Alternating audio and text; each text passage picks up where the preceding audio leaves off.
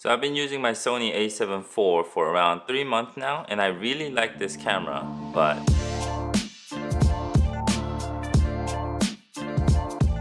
hello YouTubers, Mike here, and today I'm going to be talking about my experience with using Sony A7 IV for the past 3 months. Just spoiler alert, I really like this camera, and this camera is great. I'm not trying to make this video saying all the this camera is not good, but I just wanted to talk about a few things that actually bothered me while I was using the Sony A7 IV. So let's jump right in. So first of all, the first two things that I'm going to be talking about doesn't just apply to the Sony A7 IV. It applies to all the Sony cameras out there. And one of them being not able to set custom white balance when you're using one of the memory recall feature, which is this dial here, 1, 2, 3. So basically what Sony doesn't let you do is when you are in one of these 1, 2, 3 memory recall, you cannot set your custom white balance. As in you go in and you go to white balance, and there's 3 custom white balance that you can shoot or you can set, but Sony does not allow you to set custom white balance when you are in one of these memory banks.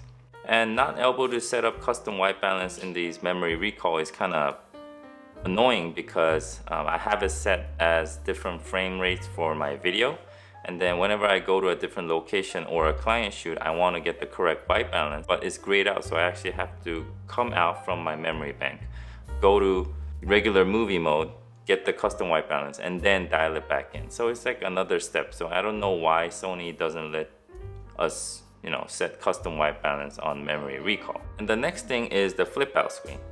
I'm not saying I don't like the flip out screen. I love it. I think it was a huge improvement, in my opinion, from just having the tilt screen. But sometimes when you have the camera pointing towards you and you have something that you're shooting very low, you want to actually lift up the screen to actually look at the camera, but at a certain orientation the screen just flips, so you're actually looking at it upside down. People might say, oh, why don't you just go behind the camera and look at it in a proper position? Yes, but sometimes when you're blogging or sometimes you're trying to get a product shot with yourself in it, it just and I know I sound like a little whiny kid, but it was kind of annoying for some situations.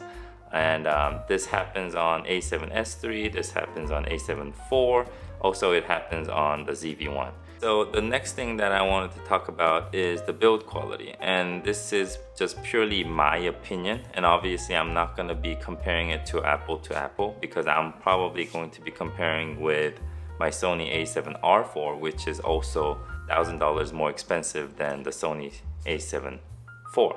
The actual power switch where you turn on the power, it seems like it's not snappy compared to my Sony A7R IV, where it feels more tight and it seems like there's like a definite way of turning to that position, where A7 IV has a little bit of a play, so it kind of gets stuck in the middle if you don't pull it all the way. It's a super small thing, it's just that's what I felt. And the next thing is the mode switch, the new switch that they put it in the Sony A7 IV. When I first got the A7 IV, I kind of mentioned that I didn't really like how this thing felt, where you have to press and turn. It seems very flimsy, where you have to be very precise, and if you don't put it at the right spot, you can end up in like middle of photo and video mode.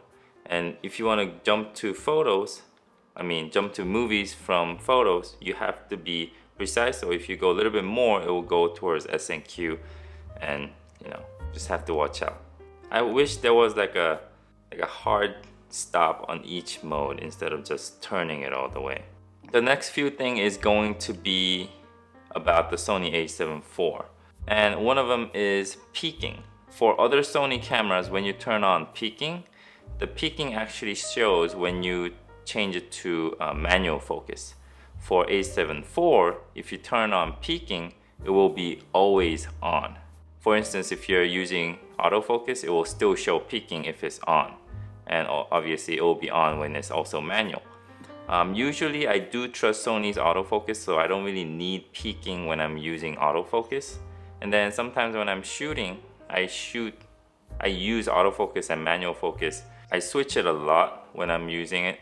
So during autofocus, I don't really need it. So it was kind of cumbersome to go into the settings and turn it off.